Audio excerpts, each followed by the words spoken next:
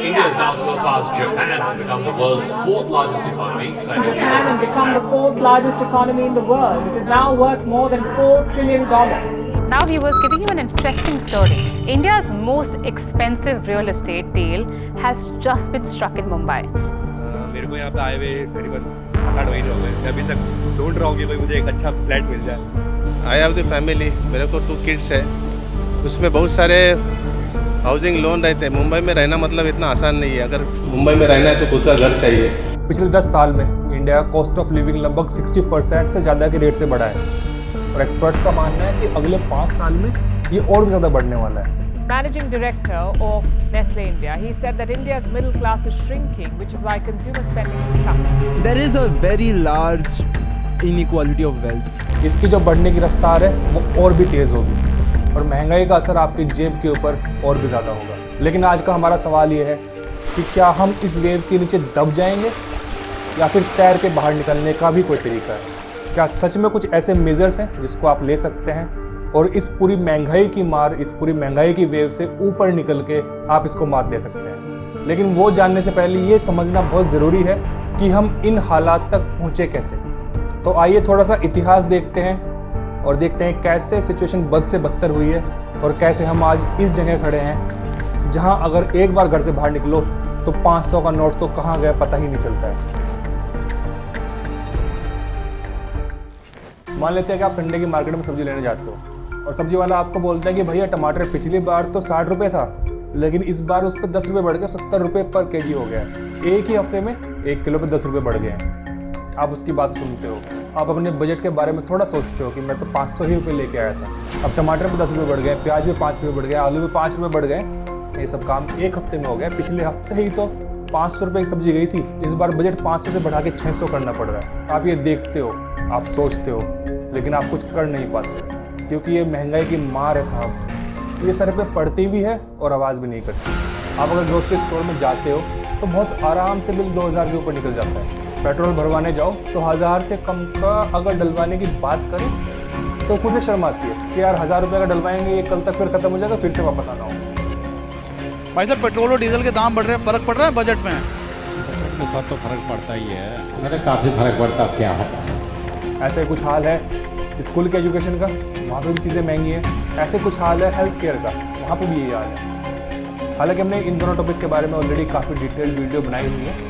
अगर आपने वो वीडियो अभी तक नहीं देखी है तो हमारे चैनल पे जाएं और वीडियोस में देखें कैसे हमने डिस्कस किया है कि इंडिया में एजुकेशन इन्फ्लेशन किस तरह से बढ़ रहा है, और हमने हेल्थ केयर के इन्फ्लेशन की भी बात की है। दोनों की वीडियोस हमारे चैनल पे हैं। उन वीडियो में हमने अच्छे से बताया कि कैसे नॉर्मल स्कूल में अगर आप अपने बच्चों को पढ़ा रहे हैं तो उसकी फीस देख के आपको लगेगा कि पता नहीं बच्चा मेरा बराबर के कॉलेज में पढ़ रहा है कि ये कहीं हार्वर्ड में तो एडमिशन नहीं करा दिया। ये महंगाई सिर्फ महसूस नहीं हो रही है, ये आज की सच्चाई है। जैसे कि हमने स्टार्टिंग में बताया, एक रिपोर्ट के अकॉर्डिंग पिछले 10 साल में घर की एसेंशियल जो चीज़ें हैं उनकी कॉस्ट पिछले 10 सालों में लगभग 60% से बढ़ी है।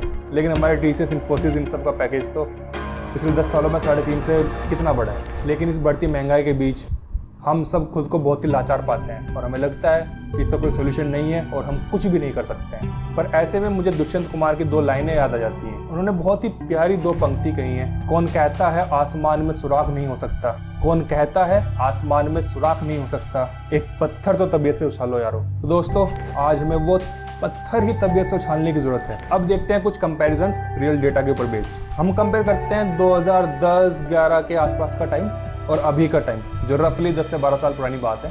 तो उस समय पे दूध का जो इंडिया में एवरेज प्राइस था दैट वाज अराउंड 18 रुपीज़।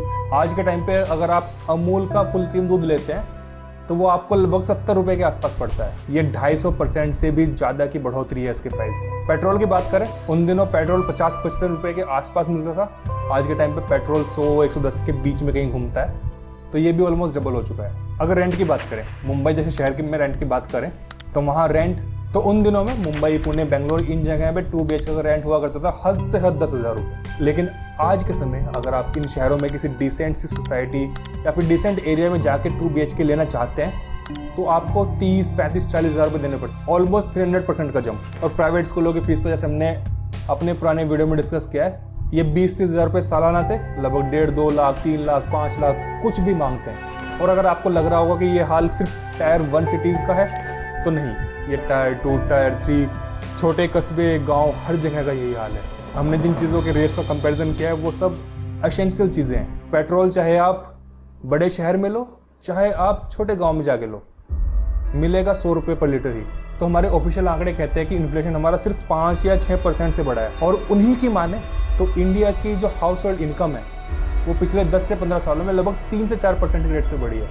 इसका मतलब ये हुआ कि हम अर्निंग में तो पीछे रह गए हैं, लेकिन हमारे खर्चे वो आगे भागते जा रहे हैं और हम कंपैरेटिवली अमीर नहीं हो रहे हैं, हम कंपैरेटिवली गरीब होते जा रहे हैं। चलिए आगे समझते हैं कि ये सब हो क्यों रहा है। इसके 4 बड़े कारण। सबसे पहला, ग्लोबल सप्लाई चेन के इशू आ चुके हैं। कोविड के बाद से जो दुनिया काफ़ी शांत थी, इतनी कोई वॉर, कोई लड़ाइयाँ कहीं हो नहीं रही थी, लेकिन कोविड के बाद से दुनिया भर में वॉर्स बढ़ गई, खास करके रशिया और यूक्रेन की वॉर, जिसने दुनिया को अलग अलग पार्ट्स में डिवाइड कर दिया है। दुनिया की सप्लाई चेन बिगड़ी हुई है, कहीं सैंक्शन लग रहे हैं। अभी डोनाल्ड ट्रंप हमारे ऊपर कभी 25%, 50% के टैरिफ लगा रहे हैं। Effective at midnight, we will impose a 25% tariff on all foreign made. अलग अलग देशों पर टैरिफ लगा रहे हैं।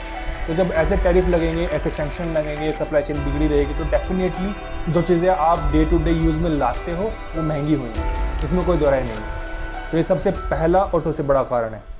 दूसरा, डोमेस्टिक पॉलिसी और टैक्स स्ट्रक्चर। अब हमारे यहाँ पे क्या है कि जीएसटी लगता है, और जीएसटी अगर किसी बिजनेस या बिजनेस फर्म को देना पड़ता है तो माना कि वो खुद से देते हैं, लेकिन उसको वसूल वो कस्टमर से ही करते हैं। बर्डन जो है वो इन द एंड कस्टमर के ऊपर ही आता है। तीसरा कारण, लाइफस्टाइल अपग्रेड।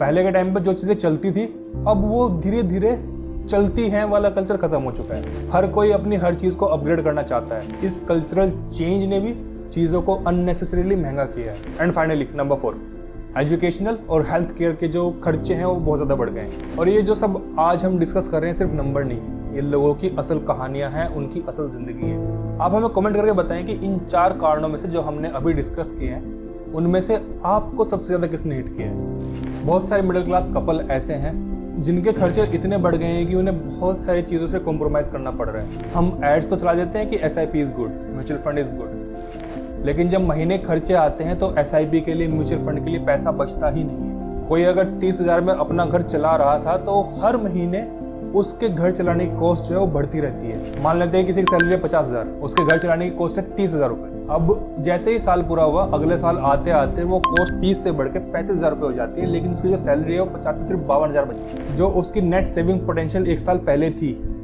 20,000 रुपये, वो अब घट के 17,000 हो जाती है। ऐसे ही अगले साल वो घट के 15,000 हो जाती है। ऐसे ही जैसे जैसे हम आगे बढ़ रहे हैं तो जो सेविंग पोटेंशियल्स हैं लोगों की, जो कपल्स की या फैमिली की सेविंग पोटेंशियल्स हैं, वो नीचे जा रही हैं और खर्चे बढ़ते जा रहे हैं। बच्चे बड़े हो रहे हैं, उनके एजुकेशन में वैसे पैसा बढ़ रहा है, साथ में सब्जी, पानी, हर चीज़ महंगी होती जा रही है। तो इंडिया के जो सेविंग पोटेंशियल्स हैं वो काफ़ी ज़्यादा गिर रही हैं। हमारे आज के कपल्स, आज के हाउस होल्ड सेव नहीं कर पा रहे हैं, और इसके बाद भी अगर कोई सेव कर पाया तो फिर वो पैसा बैंक में पड़े पड़े धूल खाते रहता है, क्योंकि टाइम वैल्यू ऑफ मनी जो है वो डिग्रेड कर रही है। अब यहाँ पे 2 चीज़ें आ जाती हैं। पहली तो ये कि लोग इजीली सेव नहीं कर पा रहे हैं। दूसरी ये, जो लोग सेव कर पा रहे हैं अगर वो उस पैसे को अच्छे से इन्वेस्ट नहीं कर रहे हैं तो भी वो लॉस में है। तो इसलिए फाइनेंशियल लिटरेसी बहुत ज़्यादा ज़रूरी है ऐसे टाइम पे। अब बात अगर यहाँ तक आई गई है तो आगे देखते हैं कैसे हम इस महंगाई से बच सकते हैं, क्योंकि सिर्फ बचत से काम नहीं चलेगा। हमें 2 चीज़ों के ऊपर फोकस करना है।